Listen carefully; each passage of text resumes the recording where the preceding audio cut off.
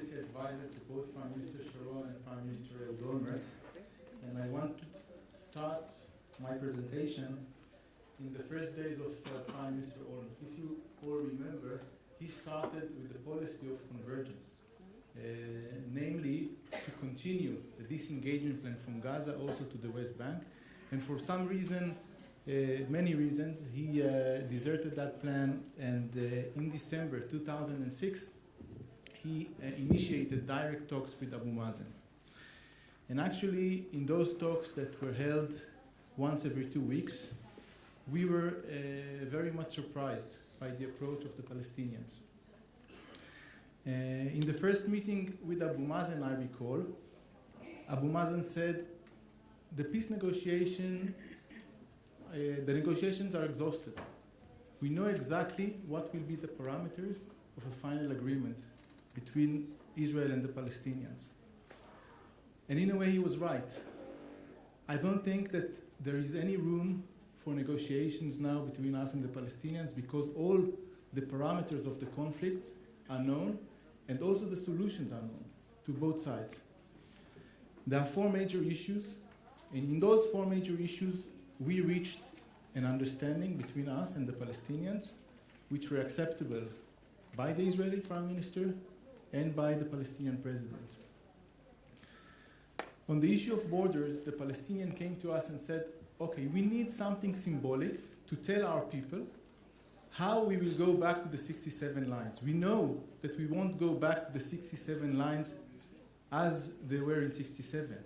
But prior to 67, we held 6,740 square kilometers.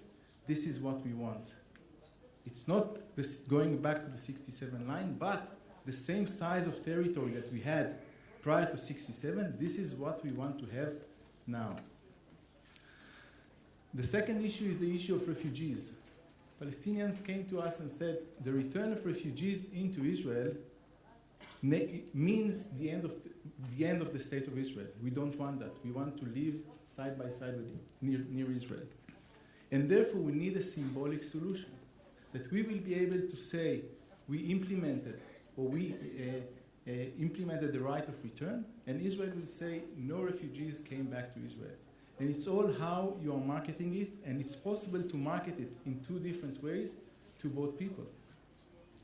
The third issue is the issue of Jerusalem. The issue of Jerusalem has 2 dimensions. One is a territorial dimension, where you draw the border in Jerusalem, and this is something very easy to do because the only thing that you need to do is to change the line of the border or the municipal boundaries of Jerusalem as it exists now, and to put it in a way that on both sides of the border there will be 2 different populations. The religious dimension, or the holy places dimension of Jerusalem, this is a tricky issue that needs to be addressed. And the offer of Mr. Olmert to Abu Mazen was that in the meanwhile, those places will be administrated by a committee of 5 nations: Israel, the Palestinians, Jordan, who has priority according to the peace treaty between Israel and Jordan, Saudi Arabia, who is the guardian of the holy places, and the United States. And the 4th issue, which is very important to Israel, is the issue of security. And in a way, the issue of security, namely demilitarized Palestinian state, was agreed in the year 2000 when Prime Minister Barak held negotiations with the Palestinians, and I don't think that there is much to elaborate. On all those issues, Prime Minister Olmert gave a solution to Abu Mazen that Abu Mazen will be able to take and to sell his people, and that Mr. Olmert will be able to market it in Israel. The solution will be on the borders is 6,740 square kilometers, which means that Israel will keep 6 or 7% of the territory, and with swap of land you will reach to that number, and also the connection between Gaza and the West Bank, which didn't exist prior to 67.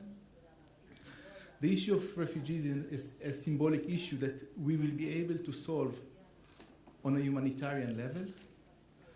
The issue of Jerusalem, as I said, the Committee of Five, and the issue of security, I think that there is no margin of or real difference between us. On August 2008, Prime Minister Olmert presented his offer to Abu Mazen, and since then, we didn't hear from the Palestinians. My friend Elliot said that the Palestinians rejected the offer. When I spoke to my Palestinian friends, in retrospect, they told us we didn't reject it, but we didn't answer. And there are many conclusions to draw why Abu Mazen didn't answer to the offer of Mr. Olmert. One might be the political situation in Israel. Mr. Olmert was in his last days.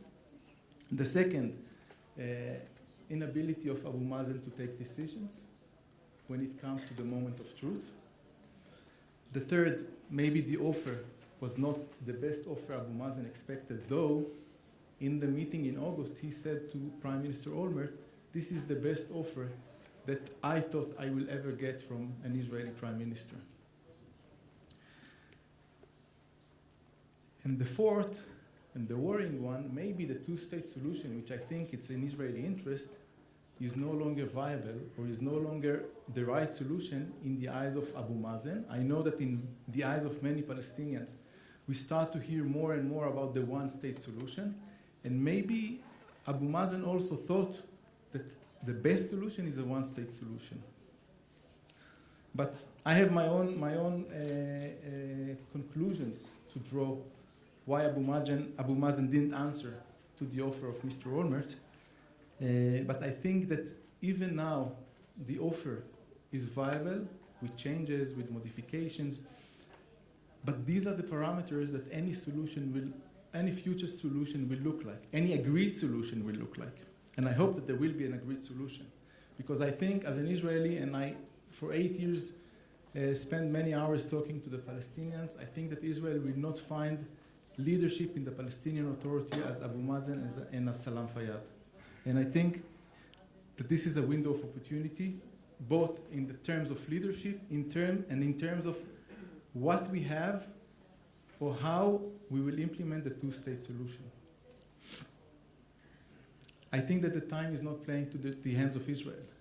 The policy, the time will cure the situation is wrong. The solution must be found, and as fast as possible, the better for Israel, because the situation is not making itself easier. 1 minute. And I think, Eli, that a peace plan or something that will be imposed on both sides or will be directed to both sides by a third party will be a major mistake, because both parties, and we had that in the past, both parties will find the formula of yes, but, we accept it, but, and then you will compose, and I was part of a team that composed hundreds of pages of reservations to the proposal. If it will not come from both governments, it will not take place. And what if an agreed solution will not be there? I think that Israel needs to draw its own conclusions, and time is of the essence, and to prepare something, if an agreed solution is not there, to prepare something and to initiate something that will be good for Israel and that will take Israel out of the deadlock that influence both domestically and internationally Israel. And I'll conclude by saying Mr. Olmert started his policy, and this was the platform of Kadima, of the convergence plan.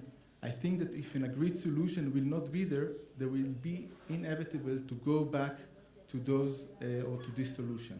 Thank you.